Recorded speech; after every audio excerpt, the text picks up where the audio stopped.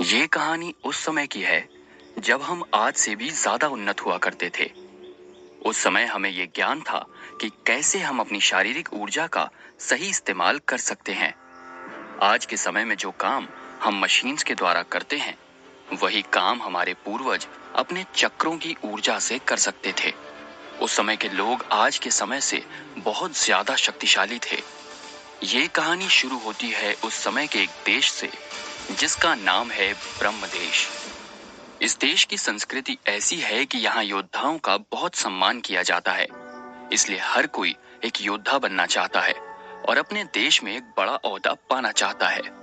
इसी देश का एक छोटा शहर है जिसका नाम है कुंडार। हमें क्या ही पता था कि जब इस छोटे से शहर में एक मामूली इंसान योद्धा बनेगा तो आने वाली कई पीढ़ियां इसके गुणगान करती रहेंगी। कुंडार में सबसे समृद्ध परिवारों में से एक है चंद्रसेन परिवार, और आज उनके घर में खुशी का माहौल है क्योंकि आज उनकी बेटी अंबा का शक्ति संस्कार होने वाला है, जिसमें अंबा को उसकी शक्ति के अनुसार एक दिव्यास्त्र मिलेगा। अगर अंबा एक शक्तिशाली योद्धा बनकर सामने आती है तो इससे चंद्रसेन परिवार ब्रह्मदेश के सबसे शक्तिशाली परिवार बनने के अपने लक्ष्य तक और जल्दी पहुंच सकते हैं।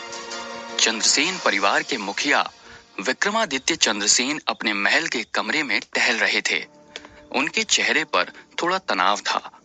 आज वो दिन था जब उनका परिवार या तो ब्रह्मदेश के सबसे शक्तिशाली परिवार बनने के एक कदम करीब जा सकता था या उनका यह सपना पूरी तरह से टूट सकता था। अपने परिवार को शिखर तक पहुंचता हुआ देखने के लिए वो कुछ भी कर सकते थे, कुछ भी।